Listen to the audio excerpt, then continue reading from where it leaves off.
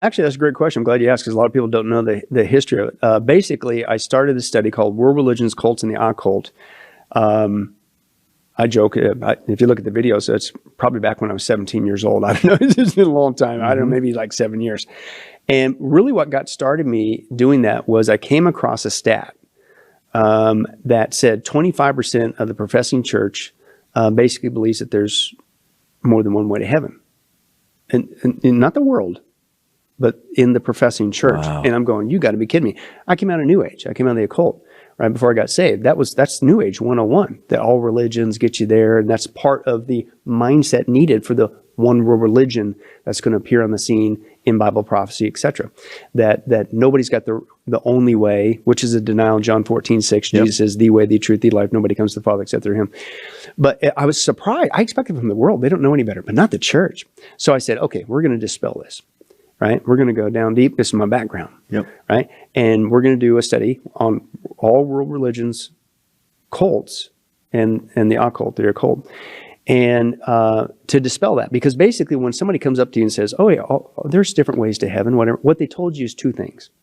Number one, you don't know anything about world religions, because they are diametrically opposed to each other. There Right. is no similarity. Exactly. Hello. Yep. That's a lie, number one. Lie number two, apparently you don't know anything about biblical Christianity. Yep.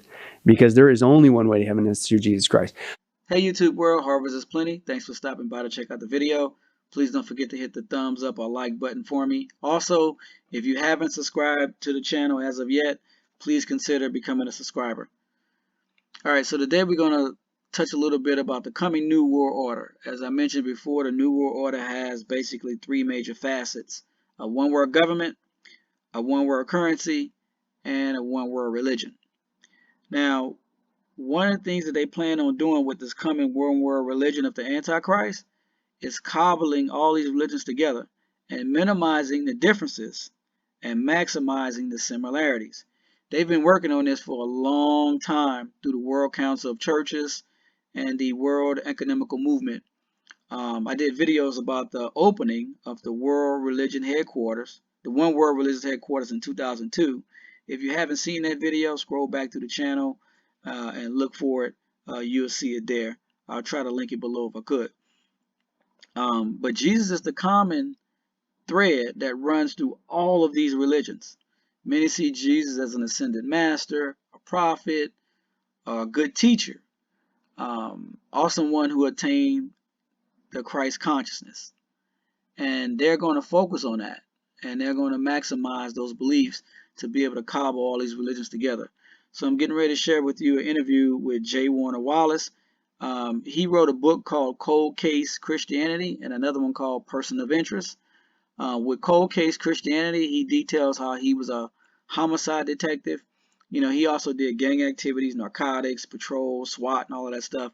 But when he was working in a homicide unit, and he was working on cold cases, he got invited out to church by one of his fellow cops. He didn't want to go, but eventually he went, and once he got there, he was just ready for the service to be over with.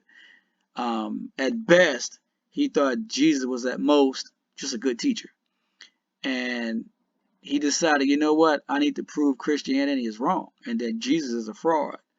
You know, using the same way that I investigate cold cases to try to solve these murders, I'm going to investigate Christianity the same way.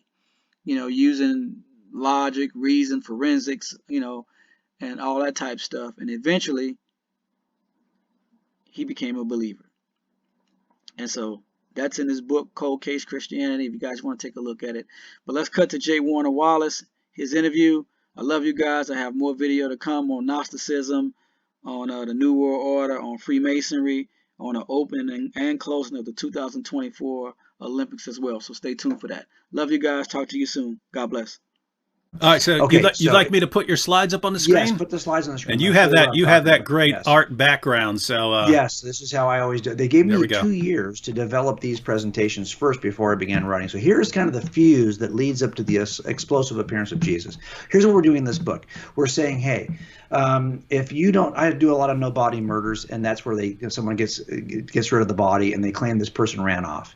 Well, what do you do if you have no evidence in a crime scene? Well, you make the case from the fuse leading up to the explosive event and the fallout following. So here's Jesus standing in history, and there's a fuse burning up to the explosive appearance of Jesus.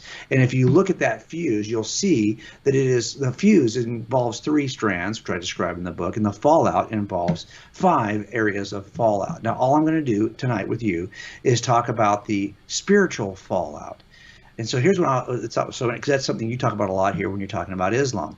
So if you look at Jesus on the timeline of history, you have a fuse leading up to the appearance of Jesus and fallout that follows the appearance of Jesus. Now, there are a number of world religions that are on the fallout side of Jesus.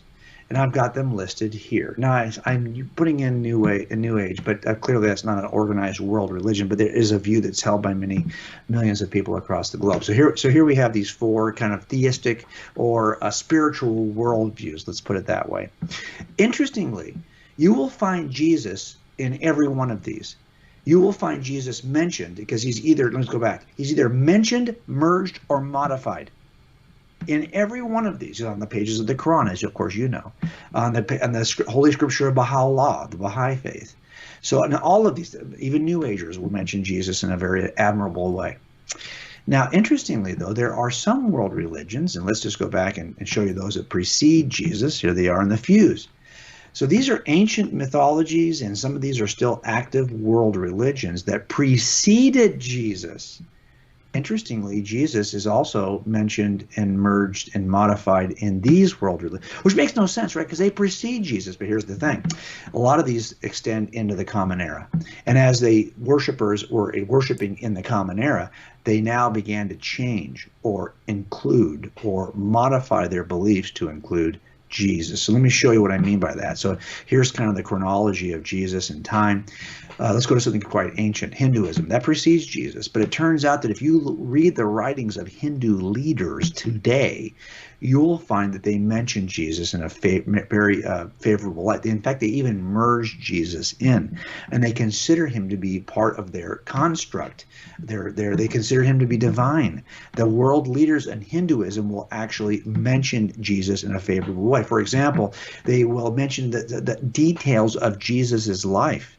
They not only consider him favorably, they merge and mention his detail. You could reconstruct part of the story of Jesus just from the teaching of the leaders of Hinduism. So, for example, if you were someplace where Hinduism dominates the landscape, well, it turns out that Jesus, you know something about Jesus just from your own Hindu leaders because he is embraced in some way. Now let's take a look at the second, Attis. No one's worshiping Attis anymore. But it's interesting that after Attis worshipers enter into the Common Era, they begin to modify their beliefs. And they begin to modify them in a way that sounds like Christianity. Never before. You won't find these descriptions of Attis prior to Jesus, but after Jesus, suddenly Attis, his body did not see corruption, just like Jesus. They somehow, now suddenly the Attis story includes a death and resurrection. This is not something that Jesus borrowed from Attis. This only occurs in Attis worship after Jesus. And for example, Heracles, very similar. Once Heracles is worshipped after Jesus, the worship of Heracles modifies. It changes. Suddenly he takes on the language, the titles of Jesus. He performs the miracles of Jesus. He sounds a lot more like Jesus than he did prior to Jesus. Well, why is that happening? Same is true for Krishna.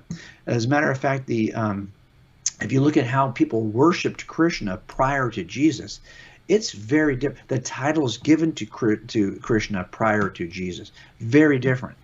So again, you see this change occurring based on the influence of Christianity on other world religions. In fact, you'll see that people today who are like Hare Krishna will argue that Jesus is, in their minds, the perfect guru, someone who is sent by God. They even will give him the title of Son of God and Lord. So again, you see this happening. And by the way, they'll also repeat the details. So if you were to look at Hare Krishnas across the globe, you would learn something about Jesus from non-Christians because they are either modifying, mentioning, or merging Jesus in some way. So if you look at the Mithras, for example, often Mithras is offered as like, oh, the story of Jesus was stolen from Mithras. Well, really, study Mithras. Study the Mithraic religion, the mystery religion. You'll see that for the most part, there's nothing similar from Mithras to Jesus until you get post-Jesus. And suddenly the worshipers of Mithras are doing the same things that worshipers of Jesus do. So now, and Buddhism is the last ancient, okay, prior to Jesus. Buddhism existed prior to Christianity. And you'll see that even now the religious leaders within Buddhism will argue that Jesus is within the Buddhist tradition in some way. He's an enlightened teacher. He is somebody who's on his way to Buddhahood, they'll say. Also, they'll mention the details related to Jesus's life. So if you are a Buddhist somewhere in the world and you're paying attention to today's Buddhist leaders, you know something about Jesus, even though you're not in a Christian environment, because Buddhists repeat the story of Jesus. And now this is all of the people who precede Jesus. And I'm just doing this illustration so you can see that they're modifying, merging, or mentioning Jesus even today for those groups that still worship today. But now let's go to those who follow Jesus, like Islam. Well, I don't need to tell you about this because you already know that there's a role. Jesus is on the pages of the Quran and on the pages of Islamic scripture. And you'll see that he's merged in some way. He's considered in a way that is very similar to how he's considered in Christianity, or at least he's venerated in some way. So that if you are a Muslim somewhere in the world, you know something about Jesus, built on the true story of Jesus, in the way that Muslims have merged or modified or mentioned Jesus in their own scripture. Baha'i is the same way. Under Baha'i, Jesus is another manifestation of God, just as Baha'i. And as a matter of fact, all of this detail of the Gospels is mentioned by Baha'u'llah in the Holy Scriptures of the Baha'i faith. So you can get all of this information from Baha'is about Jesus. And of course, they merge him into their system. They accept him as another manifestation of God. So if you're somewhere in the world where Baha'i is worshipped, well, you know something about Jesus just from your Baha'i scripture and from your Baha'i leadership. And even like Ahmadi Muslims, well, of course, they think that Jesus actually visited, and here they get a lot of information that they'll mention many details about Jesus in their own scripture and from the mouths of their leaders, and they will merge Jesus into their system as a wise teacher. So if you're somewhere in the world where Ahmadi Muslims worship, you know something about Jesus just from your religious system. And finally, we'll go to New Age. So New Age believers are hard to kind of lock down, kind of like Buddhists and Hindus. You know, there's not like an overarching set of principles I can refer to say, hey, this is what every Muslim, or what every Buddhist thinks, for example, or you can't really say that about Buddhists. You can't really say that about Hindus. You can't really say that about New Agers either. But what you will see is a veneration of Jesus. They have a tendency to think of Jesus in high regard, and they will merge Jesus in as an example of exemplary behavior, of worldview, all of this stuff as an excellent teacher. So if we're someplace where Islam, now here what I've done is I've just given you, this is the overlap. This is all of the systems overlap. So only a few countries on this map are not highlighted. So this is where people know something about Jesus, even though they aren't exposed to Jesus through Christianity. And what do they know? Well, this is the collective data you can get from non-Christian sources related to both the childhood, ministry, teaching, crucifixion, resurrection, disciples, return of Jesus, the titles of Jesus.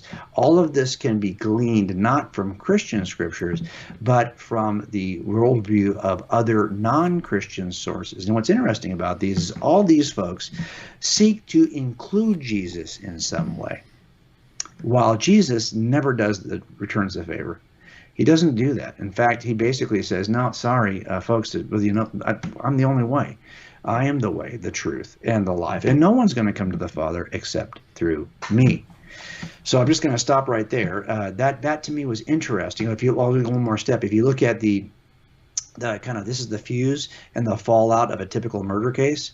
You're looking at behaviors the suspect did before she goes missing, and then behaviors afterwards to see like what actually happened, even though you have no evidence in a crime scene.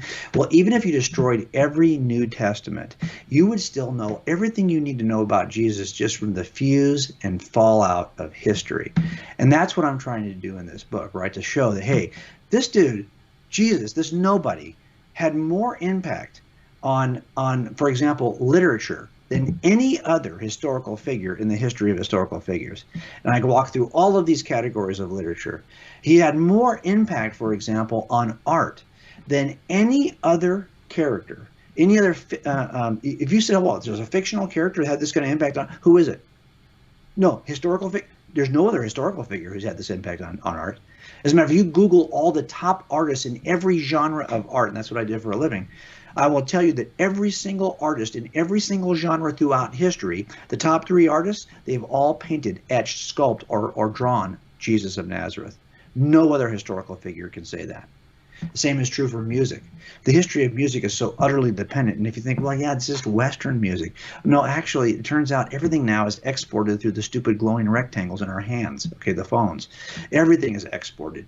This impact Jesus has on music is global. And the history of the instruments we play, the musical notation in which we read and write music, harmonies we use within music, all came out of a culture of singing that Jesus initiated. Wasn't initiated. The Jews had this culture.